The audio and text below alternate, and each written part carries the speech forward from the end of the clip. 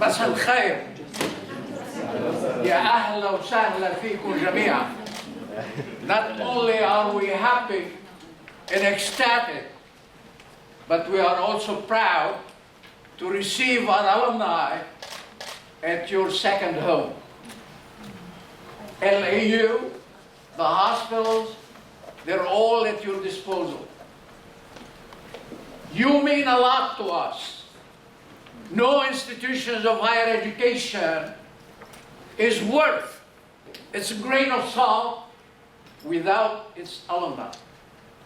This is something that is very, very important for us. So we are so happy to have you here, and this is your place, not to come here and be sick, no. This is your place to be proud of, to talk about everywhere you go. The services that we provide here are second to none, absolutely second to none. And I want to take this opportunity, of course, to thank our alumnus, Dr.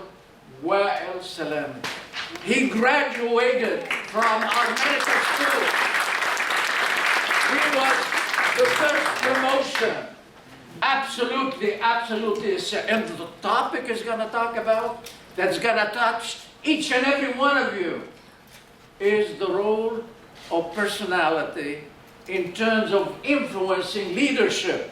So no matter what you do, wherever you are, you need to know about that. How my personality as a human being influences the leadership role that I play in society. So, Dr. Salameh, we thank you not only for being here with us, but we are proud of you as our alumnus. Very, very important.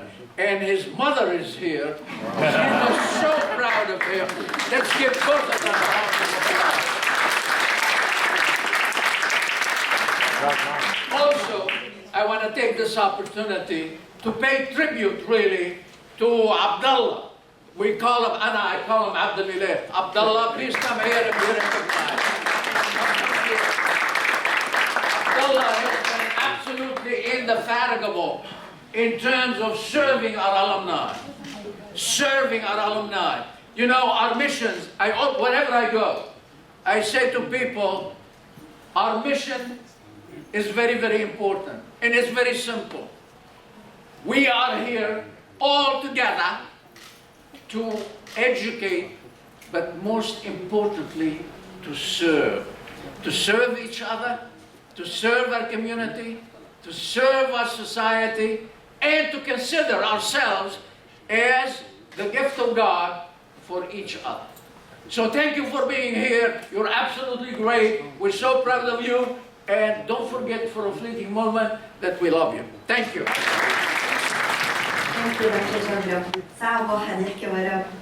Thank you all for being here tonight. I would like to start by thanking Saad Zain, who is a friend and the assistant to the president for special project.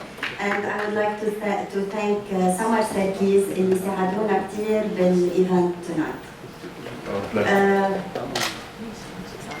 Our second lecture for this academic year, the Keep Learning Alumni Lecture Series, Who You Are is How You Lead. A look at how leadership styles are influenced by personality, by Dr. Wael Salameh. Dr. Salameh is a clinical, psychiatric, and adult psychotherapist, instructor of psychiatry at the Lebanese American University Medical Center Visit Hospital and Clemenceau Medical Center, CMC. Graduate of medicine in 2013 and clinical psychiatry in 2018 from the Lebanese American University Gilbert and Rosemary Shawouri School of Medicine. He is a member of the European Psychiatric Association, EP8, in 2015, and the European Council of Neuropsychopharmacology, ECNP, in 2017. Dr. Salameh, the floor is yours.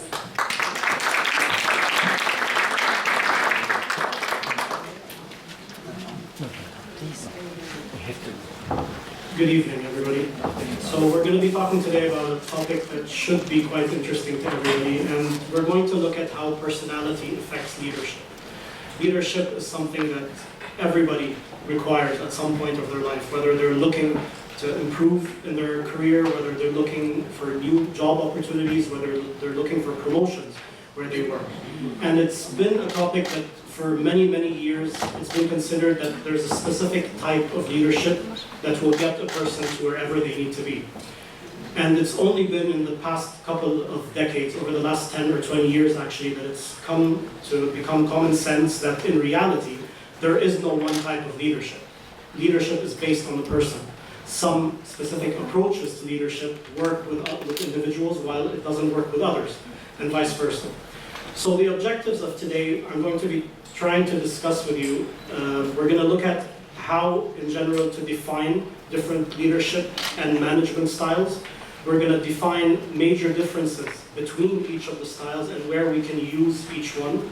In the medical field, in businesses, in large businesses, in small businesses, in corporations, in NGOs, in humanitarian aspects, different types of leadership can be used and should be used based on the individuals. We'll also introduce the Oceans 5, which is perhaps the most important part of the lecture. And the Oceans 5 is something that was newly introduced into psychiatry.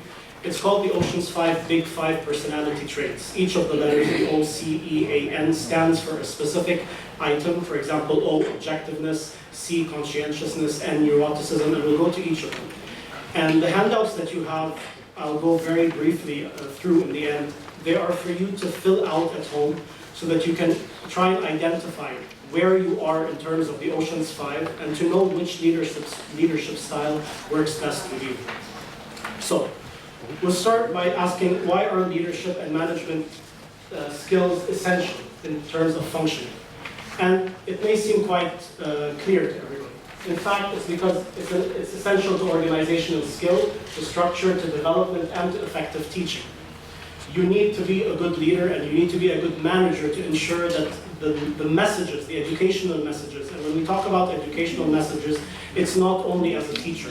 When you're selling a product, there's an educational message behind why your product is better than another product. When you're teaching medicine, you need to inform individuals and educate them about why your intervention or your choice of a medication or your approach to a specific treatment is better than other available approaches. So education is present in any aspect and in any field that you work in. It's also important because it promotes effective teamwork and positive work environment, and this is perhaps one of the most important factors in why people need to characterize their leadership based on their personality. Because if you may adopt a leadership style that is exceptionally effective, but it just doesn't work with your personality, and in that case it's going to be a complete failure. And there is no right or wrong leadership style.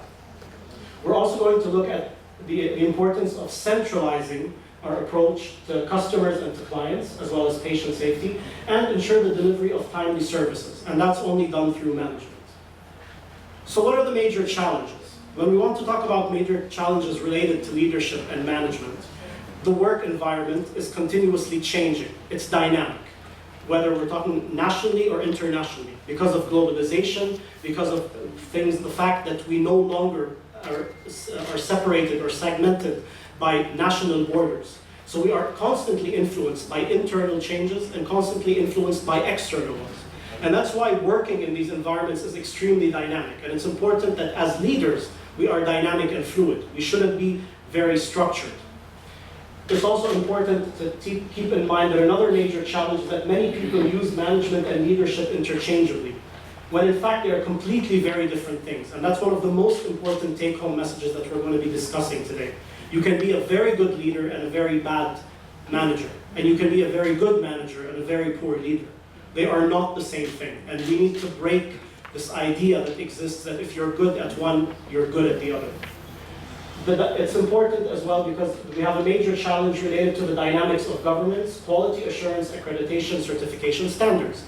If you work in the food market, people are not going to buy your products if they're not certified or meet certain standards. If you work in a hospital or in a university, people are not going to enroll or come for the medical services you provide if you don't meet those standards. Is this the responsibility of the leader or the responsibility of the manager? It's the responsibility of both. And it's important to differentiate these from one another. The most important challenge we have is the misalignment that exists between structures, systems, funding, and objectives. It's very easy to write what your goal is, and it's very easy to decide on what you actually want to do. But if the administration has a different intention, or if the funding required does not meet the needs, then you are not going to be able to reach your objective, whether as a leader or as a manager. So it's very important that we constantly revise leadership and management plans based on certain environmental changes that exist. We always have to take into consideration external factors. So, change is the only constant. This is the first take-home message. You cannot work in a static setting, and you cannot work as a static leader. You have to be dynamic. If I were to give this lecture to a different group of individuals, I would have to be dynamic in the approach. If I was giving it to a younger generation that doesn't understand the terminology, I would have to give it in a very different manner. If I was giving it to a group of politicians, it would be a different approach. If it was purely people in the medical field, it would be a completely different aspect. So we always have to be dynamic, and we have to understand that the only constant is change. Leadership and managers need to be comfortable with this change. And a lot of people are not, because they get used to a certain approach. They get used to a certain appeal. They find that people are pleased by a certain approach, and when they have to change it, they have a lot of uncertainty. But it's our responsibility as leaders and managers to break this fear. There's a need to remain up to date, irrespective of what type of manager you are, because the market is very competitive, and if we lose this dynamic appeal, and if we lose this continuous desire for improvement, then people will get phased out. There are many times top leaders have too many commitments, and this is a major challenge because of two main reasons. Either a leader or a manager is surrounded by individuals that he does not feel able to delegate to, and this is a huge problem, or because simply they have a sense of entitlement and they fear that distributing or delegating responsibilities makes them less of a leader. And this is a very, very, very big misconception. This is based on the oldest approach to leadership, which is called the autocratic or the authoritarian leadership style, and we'll talk about it. But it has been proven that this is the most ineffective leadership style. When a person takes all responsibilities and does not delegate, it becomes extremely overwhelming, they become very short-sighted, they lose vision of the long-term objectives. So, what is leadership and what is management? And the question that I want you to keep in mind throughout the lecture is who's an example of a good leader and why, and who's an example of a good manager and why. Think about them, think about the differences. Try and think of people from the past that exist today. They may be cartoon characters, but it's important to be able to identify a leader and a manager. So what's the difference? When we talk about management, management is related to planning, it's to providing stability and order, and it's about doing things right. Whereas leadership is about doing the right thing. There's a very big difference. You can do things correctly, that's good management. But if you're not doing what is required, that's poor leadership.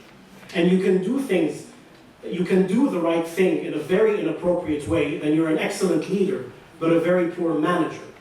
So it's important to understand why we said that they are not interchangeable. They are two completely different entities, and it's very important that we don't mix and match these two. So if we want to look at the basic characteristics, when we talk about management, it's mainly task-oriented. What do I want to get to? Whereas leadership is people-oriented. How can I recruit people into my objective? When I talk about management, it's based on skill. I emphasize, I promote, I demote, I give responsibilities based on individual skills. In leadership, it's about attitude. Who is charismatic? Who is influential? Who may need some improvement in terms of skills, but is able to get the message across appropriately and can therefore get people to buy into your message. When we talk about management, it's about rational thinking and events, whereas in leadership, it's about behavioral inspiration, it's about a vision. So it's more existential in leadership, whereas in management, it is more concrete and finite. Perhaps the most important thing in leadership is for someone to lead, others must follow. Never underestimate the importance of followership. And this was introduced in 2016. It is not an old concept. In psychiatry and psychology, followership is a new concept. And it's based on the fact that, as we saw, authoritative and autocratic leadership has been phasing out. Everybody that adopts an autocratic or an authoritative leadership will succeed over the short term, but they end up failing over the long term. And the reason is that they don't pay attention to their followers. They don't understand the frustrations of followers. They don't understand their needs, their demands, their qualities, their abilities to give, their abilities to develop. It is extremely important that we understand followership. And when we talk about leadership, management, and followership, we talk about the triad. The triad related to leadership is, as we said, leadership is about setting directionality, vision, and mission. What is the large image? What is the large objective that I have? A hospital's mission, the leader may say, is to provide health services, to improve or decrease mortality and morbidity rates. A university may be to reach certain accreditation standards, to improve access to quality educational systems. When we talk about management, it's ensuring effective implementation. So we have the objective, how are we going to reach it? If we do have good leadership and we do have good management, but nobody is buying into the system, it's a bankrupt entity. If you have good leaders, you have good managers, but people are not convinced in the hospital you're trying to sell. They're not convinced in the supermarket you're opening. They're not convinced in the product that you're selling. They're not convinced in an NGO that you're trying to establish. The importance of followership is perhaps the most important aspect of the triad. And it's about the support, the interest of individuals that are followers, their desire to question. If you have followers that don't question, that don't challenge, these are not followers. These are just people that are in there for the money. Followers will challenge you. Followers will tell you you've made mistakes. Followers will criticize you. Followers will see and try to make amendments to certain decisions that have been taken. When we talk about followership, we have 5 types of followers. We have the alienated followers, the exemplary follower, the pragmatist follower, the passive follower, which is called the sheep follower, the conformist follower, which is also called the yes people. And so when we talk about followership, it's based on how independent versus how dependent they are, compared to how passive and how active they are. So if we take the example of a passive follower, it is somebody that is extremely dependent on the leader and the manager. He doesn't know how to act on his own. He doesn't work well under stress. He's not quick at taking decisions. And at the same time, he's extremely passive. If a problem happens, if a criticism happens, he doesn't defend his opinion. He doesn't argue.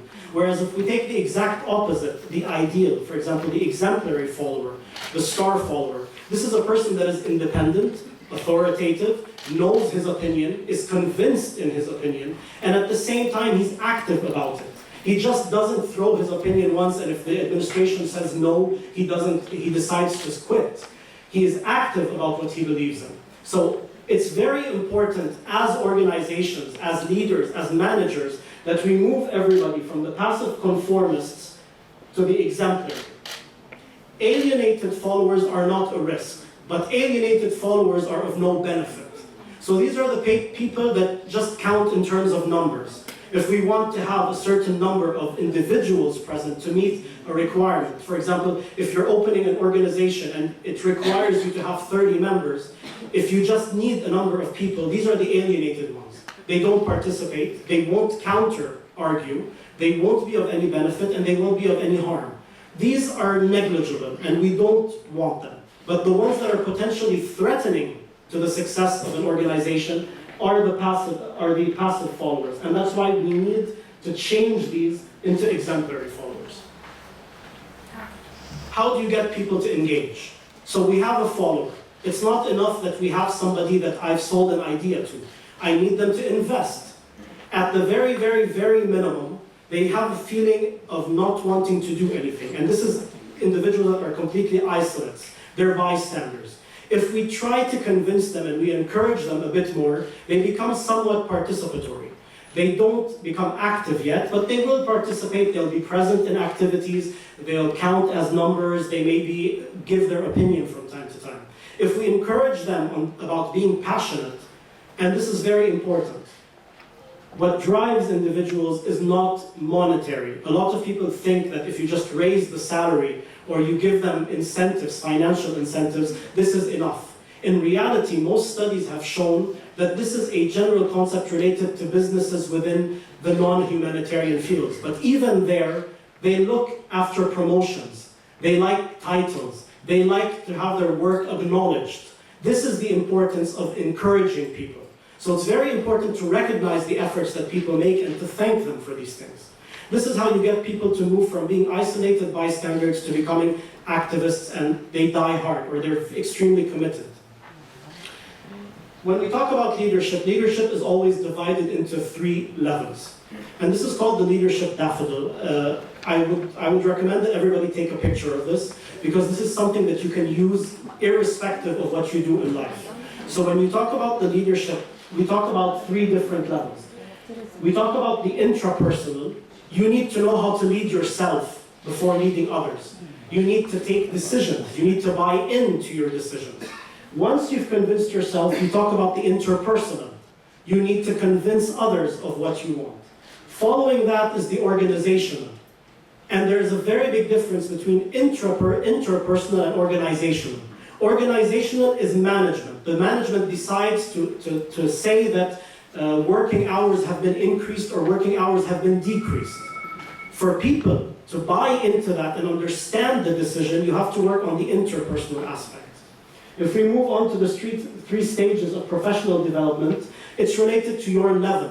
We talk about the undergraduate, the graduate, and the continuing professional development.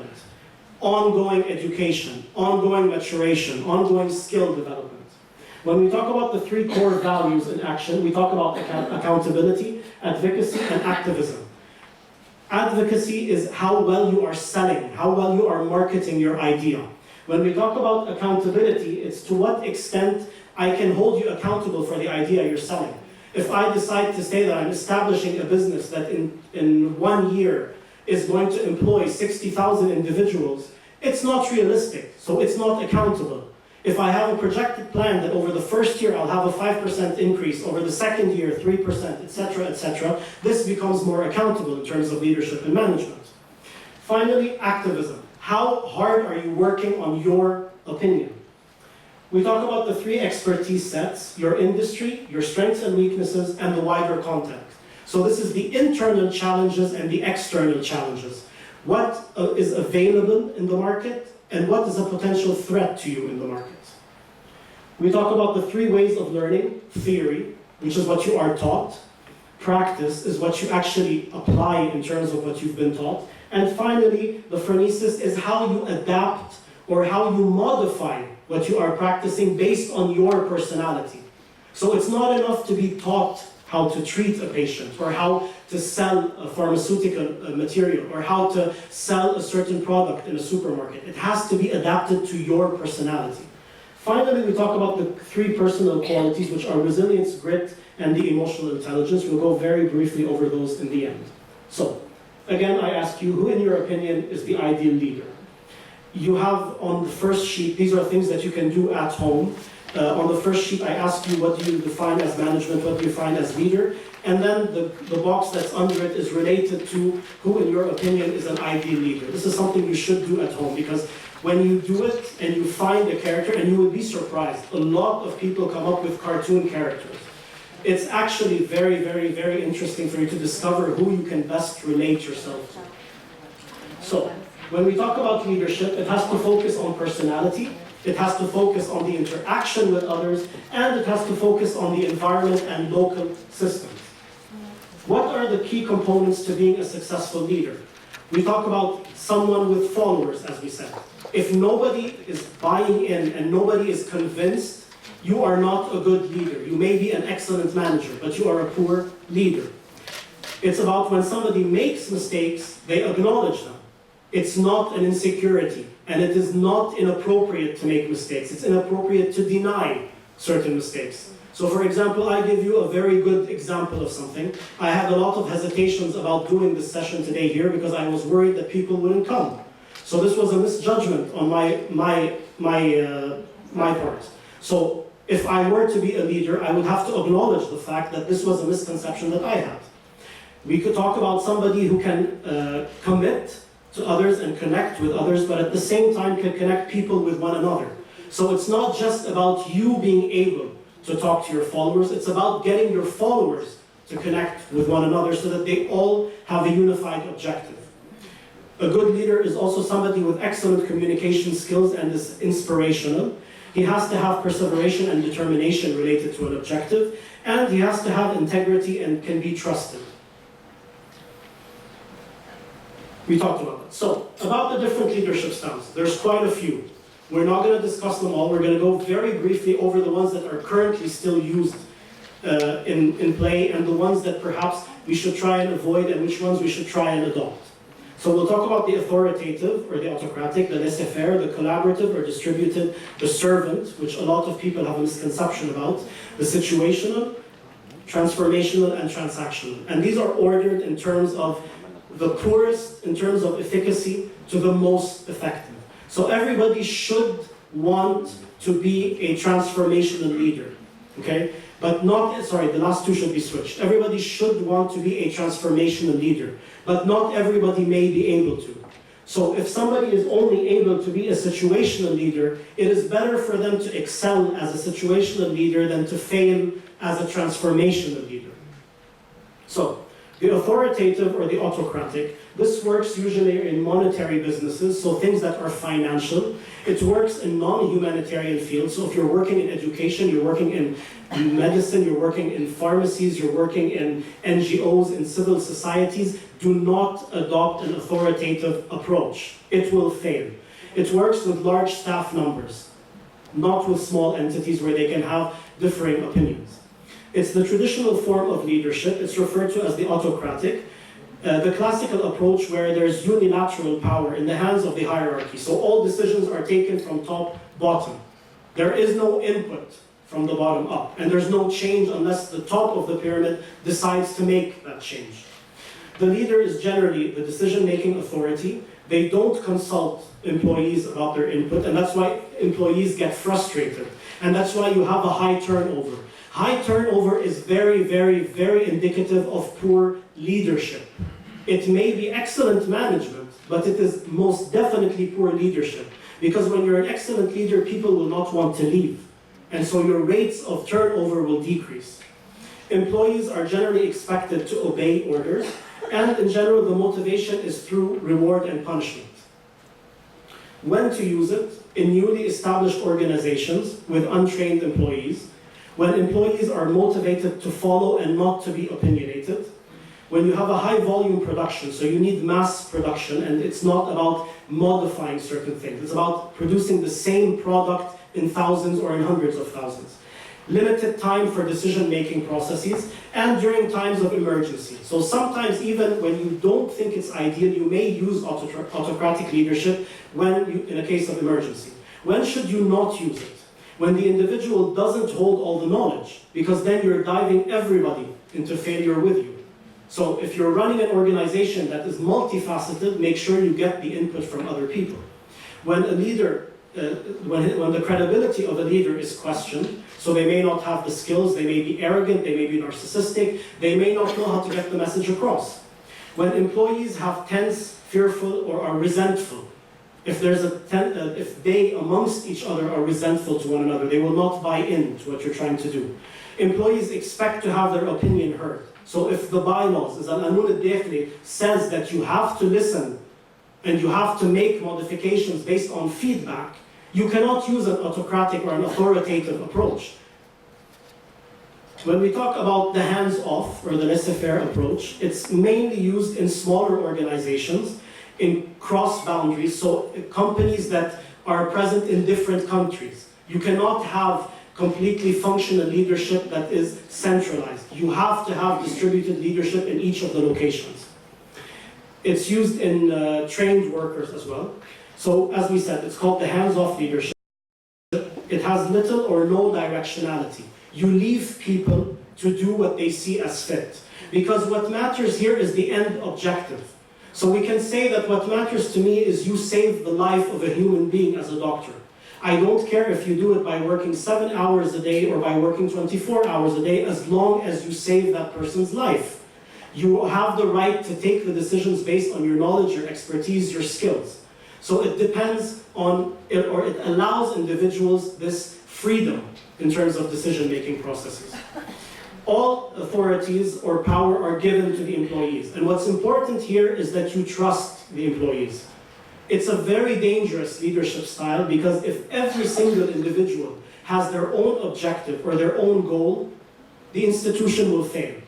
You can only use a hands-off approach when everybody believes in a common goal, when everybody believes that this is what they want to get to. When that occurs, then you can use this kind of approach. So as we said, we use it when employees are skilled, trustworthy, educated, and experienced. We use it when employees have pride in their work and can do success alone, and the importance of pride. They are proud of what they do. That's what motivates them. That's why you can trust that they will do the right thing. We use it outside when we have outside experts, so when people are coming in and giving recommendations. And we can use it when employees are comfortable working without having close supervision. Some people need somebody over their head. You cannot leave them to work. Some people need supervision. When will you not use this? When employees lack knowledge, when regular feedback from supervisors is not provided, for example, when regular feedback from supervisors is needed, for example, in the stock market. You have to be up to date with things and with changes and how to amend your approach. So you cannot leave people to take decisions on their own all the time. And when the management doesn't understand his or her responsibilities. So if the manager himself or the leader himself just doesn't know how to lead, it's better to let everybody get to the objective they need to. Collaborative or distributed leadership is one of the newer approaches. Wherever it applies, I encourage everybody to use it, because this undoubtedly is one of the most successful. It has the best long-term outcomes. It has never almost failed. There's very few cases where it doesn't work. A lot of people are using it. It works very well in bigger institutions, so where you have many things. For example, in a hospital that's specialized as an eye center, you may not need collaborative or distributed leadership. But in an organization where you have a cardiology department, a dermatology department, an internal medicine, a surgery, etc., it is always better to distribute leadership, because each one knows what that department or what that entity or what that structure requires. It works when you have multiple domains, as we said, or schools, for example, as a university. It requires different skills, and it is highly specialized. It's a leadership that's considered a process. It emphasizes the importance of the actual process. It's emergent and open work environment, so it allows people to challenge existing structures. It allows people to question, why don't we make a certain change? There is a consensus and a general understanding that no one individual knows all. And this is the main idea that undermines distributed leadership. Not everybody can do everything. And that's why it is highly effective when we start trusting people that know their skill and their expertise. It's an open boundary structure in the work setting, so you're allowed to discuss, you're allowed to exchange with one another. It's dependent on the presence of a shared target or purpose. We all need to be going in the same direction. It acknowledges the value and the need of human capital, much more than the resource of a material value. Tables, materials can be replaced. Human capital is very difficult to replace. You can get a physical body in the place of somebody, but you cannot replace the mind of one individual with the other. And that's the importance of distributed leadership, that it emphasizes the intellect of an individual. So change and improvement is only successful through collaborative efforts involving all levels. It's not administrative. Distributed leadership, you have titles. You have chairman, you have a director, you have a manager, you have a leader, you have a president. And you also have followers. But when we come to take decisions, the follower's opinion is equal to that of the manager, which is equal to that of the leader, which is equal to that of a chair, which is equal to that of any other person. We value the input of everybody, and we come up with the majority. And that decision-taking process is based on what the majority feels as a consensus. So when do we use collaborative leadership? When we have members of a team that trust each other and are tolerant to criticism. They're not defensive. You can never use distributed leadership with individuals that cannot tolerate you telling them that maybe you made a mistake here or maybe your approach was incorrect. It works with individual team members acknowledge their certain weaknesses and their limitations, and they know that they need others to help.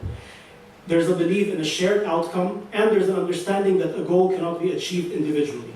When not to use it, in the absence of a unified or shared objective, when workers have difficulty trusting one another, when workers cannot be trusted to be committed, so you feel that everybody is driving their own ship, and skills are not equally distributed. Servant leadership. This is extremely holistic. Servant leadership works usually in humanitarian fields, so NGOs, non-governmental organizations, civil society organizations. Followers share a common belief.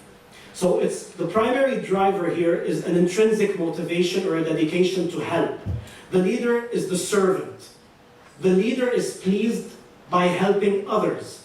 And this is usually, when we talk about ancient leaders or people that, for example, we'll look at certain pictures later on, you will be able to correlate each type of leader with the type of leadership that they had. And you'll see that all of them were successful as leaders, but each one had a different approach. There's a focus that is primarily on the development of well-being of the people and the well-being of a society. The traditional leadership is based on decisions happening with the leader, followed by the manager, employees, and customers. In the servant leadership, it's an inverse pyramid. The leader will take decisions based on what the customer wants, because he understands that if I sell a product you don't want, it's going to fail. I have to acknowledge what the customer wants for me to be able to succeed as a leader. This is one of the most effective leaderships, but it is also one of the most difficult to implement. When to use servant leadership? When team members share a common goal or objective. When a leader is driven by the desire to help and not the need for power. When a leader is driven by the desire to help and not the need for power, not recognition of titles, not recognition of financial income. Somebody that's driven by those, this will automatically fail. When the primary objective is the well-being of a community, and when leaders understand they gain support from acknowledging their followers. Because you will have more people that if anybody decides to combat you, your customers and your followers will stand in their way. You gain the power through your followers. When not to use it, when leaders are driven by power and authority, when leaders cannot tolerate being confronted, when we have a common or a shared objective that is absent, and finally when individuals devalue the importance of equality and helping others. Situational leadership. Where does this work?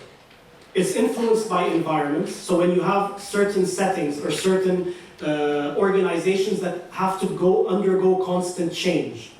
It involves mixed followers, so not everybody's at the same level, and it is a feedback-based system. You change based on the feedback that you get. When we talk about situational leadership, it's one of the newer theories. There is no single leadership style. That's the take-home message. I may today need to be authoritative. Tomorrow I may be transactional. After tomorrow I need to be a servant. It depends. This is a very, very, very effective leadership style, but it is very difficult to adopt because it is very difficult for an individual to change this regularly and this frequently. So this is a very tricky approach, and I strongly suggest people avoid this one. When we talk about the situational leadership, you have different levels of support. So we talk about directive behavior.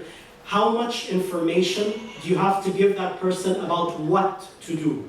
Supportive information is how much information you have to give about how to do it. The support is how you do something, the direction is what you need to do. So when we talk about, for example, delegating, that's the best follower.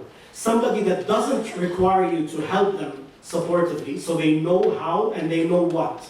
We want our followers to be able for us to delegate. We don't want our followers to be directing, and we don't want them to have to require a lot of support and a lot of direction, so we don't want to coach, because we have to spend a lot of time. But it's very important as well that you understand in every single institution, you will never have everybody in the same circle. You have to divide your followers and work accordingly. If I know I have X number of individuals that are in the coaching phase, I will mandate or I will change my approach with them and give them high support and high directionality. Whereas other individuals that I know can take initiatives wisely and know how to do what needs to be done, I will simply delegate. So it's important to understand where your followers are. And I encourage anybody and everybody that is a leader today to really use the questionnaires about followership styles, administer them to your followers so that you understand where the weaknesses in institutions are and how to amend those. Because an institution and organization will never fail because of a leader. It will fail because followers are not buying into the leadership. And they will not change unless you give them credibility and you show them that you are putting an effort as well. So when do we use it? When the work settings are extremely dynamic, there's a high rate of work or follower turnover as well. So part-timers, you would need a situational approach. Extreme susceptibility to external influences. So you're not very dissociated or disconnected from the external influences. The work environment is generally tense with a lot of problems. When not to use it, when the work setting has a clear, fixed, unchanging structure. There's no point in being situational. When disturbing an existing structure can actually negatively influence what exists today. Leadership lacks malleability. So as a leader, if you are very firm, don't ever try to use situational leadership. Transactional, this is before the last. Transactional leadership is one of the most advanced. It's easy to adopt, and I encourage everybody to use transactional leadership. It works very well in monetary businesses, so when finance is important for sustainability. It's good in non-humanitarian sectors. It works in mass production again, and when you have a large number of staff and members. So it's related to management and the involvement of exchanged efforts. It's based on a transactional management. I produce, you get rewarded. A customer buys, you get rewarded. If people do not buy, you do not get compensated for your efforts. So this is somewhat close to the authoritative, but you do recognize customers, you do recognize followers, and you adapt the approach based on their criticisms. So compliance of followers is promoted through reward and punishment, usually associated with short-term compliance, not long-term. And that's one of the weaknesses of transactional leadership, that people will get convinced for a short time, but then they start to lose interest because it becomes boring to them. It's when a service is provided in exchange for financial or substantial compensation. So, when we talk about transactional leadership, you reward performance. It's generally effective in short term. It's very practical when you need things that are tangible, things that you can measure as outcomes. It works when we talk about corporate structures. It is generally less flexible, as we saw, and it is you need the external motivation. So financial, not intrinsic to individuals. When to use it? When projects cater to short-term objectives, when leaders are short-sighted, they cannot develop a long-term vision. They cannot anticipate challenges that may occur. When leaders are motivated by direct outcomes, and they're not seeking change. Some people just want to reach point A. Other people want to get advanced and get to point B and point C. If your objective is just to always reach point A, this is an excellent approach. If you want to develop yourself, this is a very unsuccessful approach. When is it not effective? When leaders are driven by a desire to change or grow, as we said. When leaders are willing to take risks, they're willing to venture, they understand that without taking a risk, you will never succeed. When long-term consequences or outcomes are more important than the short-term. And finally, when humanitarian and welfare benefits outweigh the monetary values. The last approach is transformational leadership. This is the most effective, the most potent, the strongest leadership approach, the one that most followers will buy into your message, and this is the one that will guarantee you long-term success. It works in medical, educational, or any other humanitarian aspect. It values the resulting individual, and this is why it works. You acknowledge the importance of every single person in the team. Leaders work towards inspiring followers. They're not motivated by getting a promotion. They're not motivated because you ask them to do something. They're motivated because they believe in the cause that you sold them. So it becomes intrinsic to them. They believe in the same objective. And that's the only time you get people to work 100% of their effort. It emphasizes the individual motivation, as we said, and it challenges followers to adopt ownership of their achievements. Whatever they succeed at becomes part of their CV. So they're proud of it. It's not, I did something for my leader, because they believe in the cause. So they benefit from it. It emphasizes intrinsic motivation, raising awareness of moral standards, creating an ethical climate throughout, promoting shared values, encouraging followers to look beyond self-interest.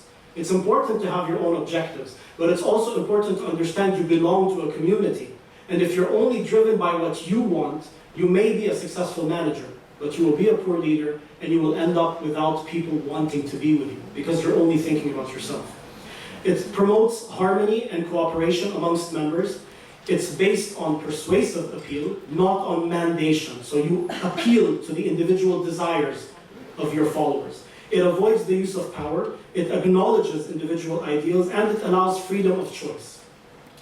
We have the 4 I's of leadership in Transformational. When we talk about them, they're called the idealized influence. Okay, so it's about giving purpose. The second I is the inspirational motivation. You encourage them internally. They want to work with you. They want to buy into your objective because they see that it is giving them something back. So it is very important. The third one is individualized consideration. I vary my approach based on the individual or the groups that I'm working with. And the final one is related to the intellectual stimulation. If you give a person a task that is boring, they will do it once or twice, but then they'll start doing it carelessly. Whereas if you motivate them and you give them more challenging tasks, it develops their personality and they feel like they've succeeded in doing something.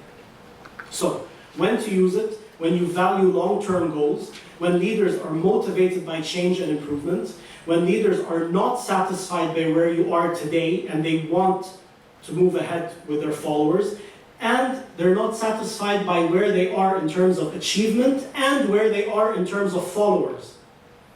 Finally, when they're a unified objective. When not to use it, when leaders are extremely rigid, when leaders are not satisfied, when leaders are not receptive to criticism, and perhaps the most important time to avoid it is when you are threatened by having your authority challenged. Never use transformational leadership if you cannot tolerate hearing negative remarks from others. And I repeat this, never use it if you cannot tolerate hearing negative remarks from other individuals. It may be painful at first, but you will realize that they're doing it because they see something wrong. And that's what you need to understand. So, to summarize leadership and management, with leadership, in the absence of management, you will be going in the right direction, but you won't get to where you need to. It'll be a very, very, very short journey. Whereas if you have appropriate management without leadership, you're driving the boat correctly, but you're going in the wrong direction. So you won't get to where you need to be. You cannot succeed as leaders if you are not managers, and you cannot succeed as managers if you are not leaders. Finally, very briefly, I'll talk about the Ocean's 5 personality traits. So this is based on 3 individual entities. If you remember in the daffodil, the final 3 concepts are related to personality. We talk about resilience, emotional intelligence, and grit. Resilience is how much are you able to stand back on your feet after you've been bombarded, or after you've been attacked, or after you've been criticized, or after you've been demoted. Do you give up and quit, or do you prove yourself and stand back on your feet? This is resilience. Emotional intelligence is about the interaction between self-awareness. Do you know who you are? Do you know your weaknesses? Do you know your strengths? Do you know what people like about you? Do you know what people hate about you? It's about that, it's about empathy, feeling with others, it's about your social skills and communication. Finally, grit is your perseveration. If you believe in something, will you fight for it? So, the Ocean's 5, as we said, the O stands for openness to experience. The C is for conscientiousness. The E is for extroversion, positive emotionality. The A is for agreeableness, how agreeable are you with people? And neuroticism is the negative emotionality. To make this a bit more clear, openness. It measures how creative, imaginative, down-to-earth, or pragmatic somebody is. Okay, so how logical, how realistic are you? Conscientiousness. It measures a preference for an organized approach in contrast to a spontaneous. Are you a risk taker, or do you prefer just sticking to rules, and is this your comfort zone? Extroversion. It measures a tendency to seek stimulation from the external world, from company of others, from support from other individuals. Agreeableness relates to the focus on maintaining positive relations with others. How much do you value the opinion of others? How much do you value your followers? And this is where most people have weaknesses as leaders. Neuroticism measures the tendency to experience mood swings, emotions such as guilt, anger, anxiety. We don't want to be high on all, and we don't want to be low on all. Nobody wants to be highly neurotic, because then you're anxious, you're pensive, you're impulsive. This is not a successful leader. So you would want a low index on neuroticism. Whereas conscientiousness, you may want to be quite high. You want to be organized. You want to be somebody reliable because people will promote you. You want to be consistent because people see that you know what you're doing and your approach and your method is working. You want to enjoy the planning process because that motivates you. And you seek achievement. So, again, I ask you, who in your opinion is a good leader? George Washington? Winnie the Pooh? Because he was able to get people on board and he cared about his followers? Khalil Gibran, because he influenced people and he was able to take language, poetry, and make Lebanon quite noticeable across the world? Alice in Wonderland, because she had very, very, very high aspirations. She was very conscientious, she was very low on neuroticism, and she had a very dreamy approach, and so she always believed in a better tomorrow. Mahatma Gandhi, this is one of the servant leaderships, okay? Nelson Mandela, who was extremely conscientious, extremely agreeable, very low on neuroticism. You have many individuals. Every single one of them. Could you imagine, for example, Gandhi as not being a servant leader? Could you imagine him being authoritative? Could you imagine him being transactional? He worked and he succeeded because of the approach catered to his personality. George Washington could have never been a servant leader. Winnie the Pooh may have been a servant leader at some point because he loved seeing his friends smile and helping people. What is the personality that you have? You need to find out. And based on that, you decide how to be an effective leader. You need a vision, you need to be adaptable, you need to listen, you need to be determined, you need to be cooperative individuals, you have to motivate your followers, you need to admit to your mistakes, be charismatic, and you need to trust people you're with. So finally, the take-home messages: no one leadership style fits all, obviously. Successful leaders are those that lead, manage, and motivate followers. Individuals should select their leadership styles based on their personality. And finally, selection process is based on the Ocean's 5 inventory. Any questions? Bravo.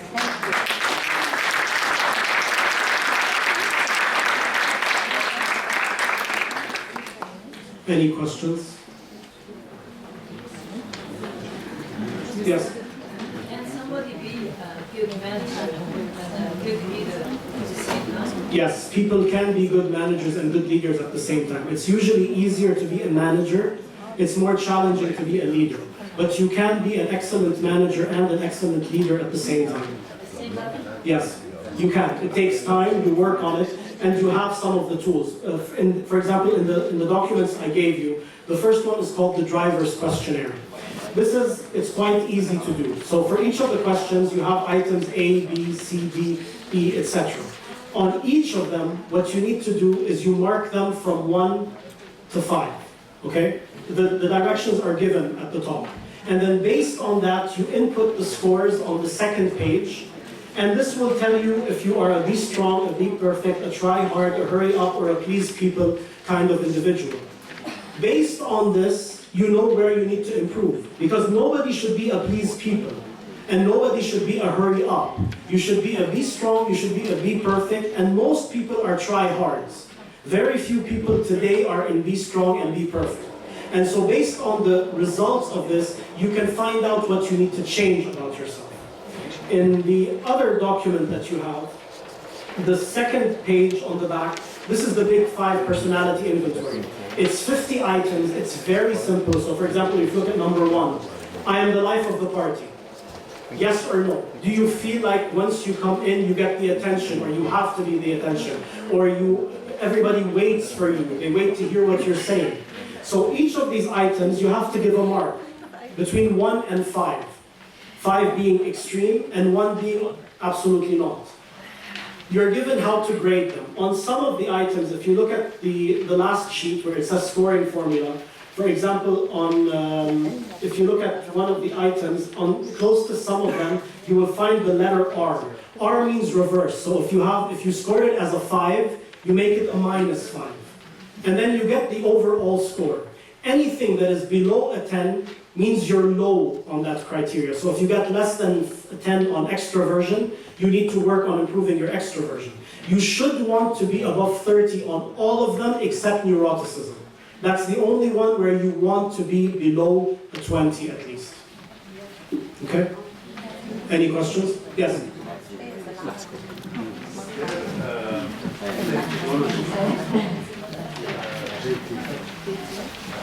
Thank you. Is there a methodology for creating the link between identifying my personality and the leadership? Yes. I will explain what I mean. For example, you gave Gandhi, he has to be a servicing leader. Now, here this ocean criteria. Is there a next step which defines my personality, and then I will know that I'm good in this leader? Yes. You start with the driver form. The driver form will indicate to you your strengths and weaknesses. Based on that, you move on to the second one, which is the Big 5 inventory. The Big 5 inventory will tell us which personality traits you need to work on. When you combine the results from the personality traits, so for example, if you have a high index of neuroticism, we know that we need to lower that. When we combine the results from this with the results from the driver questionnaire, we know what is the most appropriate style for you. So somebody that has a high neuroticism and a be perfect is excellent as, for example, an authoritative leader. They would be horrible as a servant leader. So when you get the results from both scores, and you're all welcome to do them and email them to me, it will take me some time obviously to get back to you, but you're welcome to fill them out, email the results, and I can tell you which leadership styles are most suitable or best catered to your personality traits. We have a question. Yes. Thank you, Dr. Wael, for your great presentation. So I'm really interested, as you said, in the most highly effective form of leadership, which is the transformational leadership, which we made them believe in themselves, believe in their potentials, and reach their goals. Let's say you are leading a department or an institution where you have very limited resources, and you really want to empower your employees, you really want them to be promoted, but you have low number of resources and support from the administration. So what types of elements in the environment you work and play on in order to motivate them and let them stay and believe in the vision you have? So the first thing is, if you're working in a system that is a hierarchical system where you already have the decisions in the hands of one individual, you need to see to what extent they are willing to buy into your idea. So the first step is not related to the followers. The first step is you developing an idea to sell to the leader. Because if you sell to them an idea that will bring back revenue to them, chances are they will be able to allocate to you certain services. But if you don't have an idea, or you don't have something that gives them benefit or gain, they will not allocate those resources. So you always have to start by reaching to the higher administration through a clearly defined and structured approach. Once you do that and you've gained some added benefits or some added resources, then you can start on implementing the transactional approach. Yes? And a design firm, which leadership style should you? Design, interior design, or should? Yeah, and an interior design, or for example, if you have a factory that produces a certain type of product. Factory, you would want to go for either authoritative if you are doing mass production, you would go for authoritative, or you would go for primarily authoritative or transactional. If you're talking about, let's say, an interior design firm, you're not looking to produce the same item over and over and over, then transactional works very well, and distributed leadership. Because the people that work with you are usually people that are going to bring you customers. They want customers to come to where they're working, because when your business succeeds, they get their salary. And they know what their friends like. Maybe what you think is going to sell is not actually what's needed in the market. So it's very important to understand from them via distributed leadership, what do you think your friends would want to come and purchase? Yes? Hello, thank you for your lecture. So I deduced from the lecture that some leaders are actually followership, some kind in a position. Do you believe that every leadership type should start by being a follower, or Yes. you can be like John? Absolutely not. You should always be a follower in the beginning. Because if you don't start as a follower, you will never be able to convince yourself of the importance of your followers. You will never value their input, because when you are a follower and you face those frustrations and struggles, you acknowledge how difficult and demotivating it is. So you will aspire to be an excellent leader and to listen to your followers. But if you've never been a follower, you will not value followership. Yes? So what kinds of leaders contradict when they work with each other? For example, if we're talking about a company that have different levels, is there any kind of leader that works better between each other, or maybe the same kind of leader or different kind of leaders? Autocratic and servant leadership never work together. Autocratic believes in the pyramid, server believes in the inverse pyramid. So these two can never succeed together. They will always have a conflict of interest. Autocratic works very well with transactional leaders. Transformational work very well with distributed. And they work very well with servant leaders. So those three can work together, but they usually don't function well with autocratic or transactional. Yes? I have a question. I work at an embassy. So in the embassy, we always change ambassadors. And in order for you to focus on your leadership style, it's okay if the ambassador accepts it. But if you change the ambassador every now and then, how can you maintain that, firmness, or at least your personality type and style, especially if you are actually managing a group of people? So you have locals and you have foreigners at the same time. So you have to be able to adapt yourself to both being the manager position with having someone that is giving you some type of orders, and at the same time having to pass that to your team. So how do you do that? In such a case, the most appropriate would be a combination. You would use transformational, because that helps you develop. And you would, at times when you're in that shift, you would use the situational. So when the new ambassador comes, you have to develop a situational approach to understand how much they tolerate themselves being challenged, to what extent they can accept criticism from you, to what extent they can tolerate remarks, whether positive or negative, to what extent they want you to be part of the process. Once you understand their borders and their limits, then you go back to your transformational and you develop yourself based on what will cater to them. Yes? Doctor, what do you think about the impact of culture, regional culture? For example, I worked in Lebanon, I worked in the UAE, I worked in France, so even in Italy and a little bit in Spain. So really there is a very big difference in culture from one country or one continent to another. Are we really ready until today? We are in the 21st century, even in Dubai with multinational companies like big, let's say, 100 Fortune companies. Are we really ready to this kind of leadership? I believe we are, because as a result of globalization, as a result of the diminishing actual physical boundaries, because of how the world has changed, people are shifting in terms of their mind. There has become a very significant mind shift. You see it in kids. Kids demand freedom at a much younger age. Kids are rebellious at a much younger age. Kids think they can be independent at a much younger age. And this is all forms of changing leadership, even at a younger age, because of the way educational systems and structures have now emphasized the importance of autonomy and the importance of being the decision maker or the decision taker yourself. So I do believe you're always going to face certain challenges, yes, but globally, I do think that we can move towards these newer and more adapted approaches to leadership. Globally, in our region? Yes, yes, I do. Okay, thank you. Yes. Based on this question, we find now the problem that we have a shift in companies, that we have the old stereotype of very different leadership, and the younger generation trying to shift into a much more fluid leadership.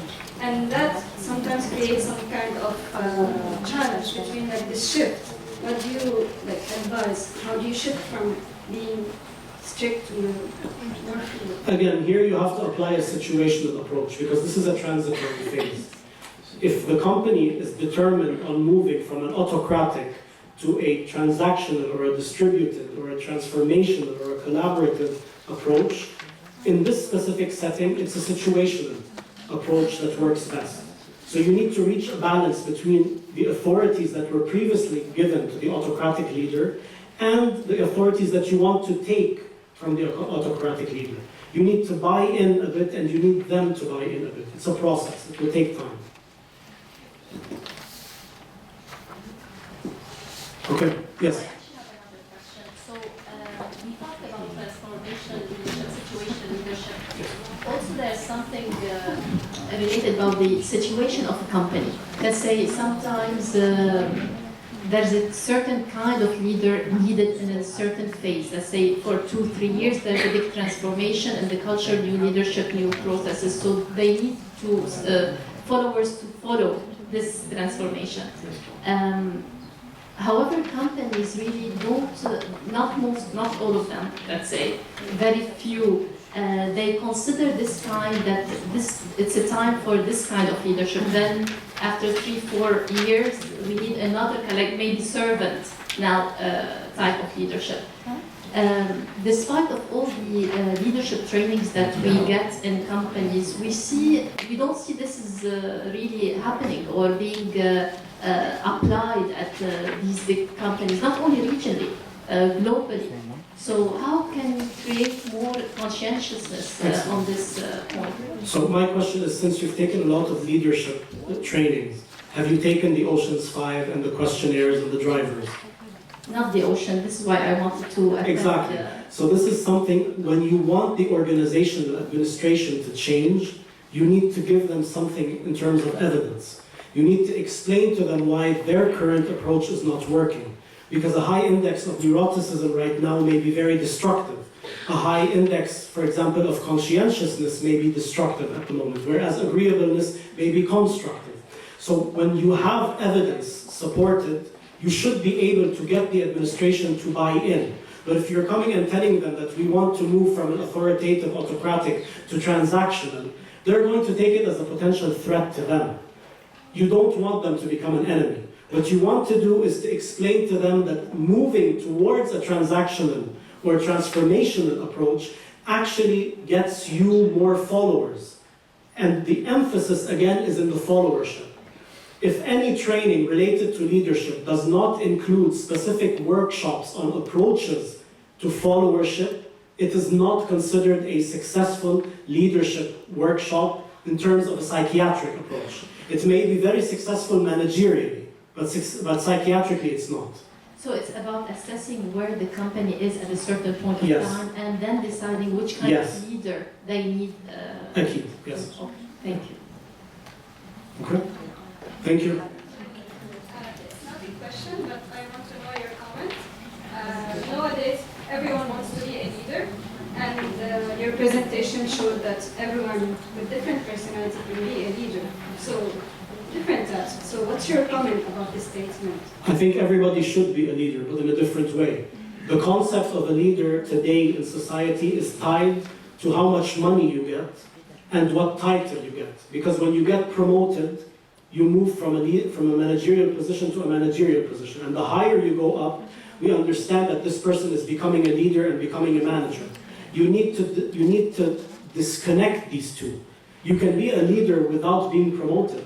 Because again, if you work in a company, I'll give you the example. If you work in a company as a follower, and you convince the rest of the followers to protest and not work, you are their leader. Anybody can be a leader based on the setting, the situation, the drive, the motivation, and your personality. It depends on how you use your personality to become a leader. Thank you. All right. Thank you.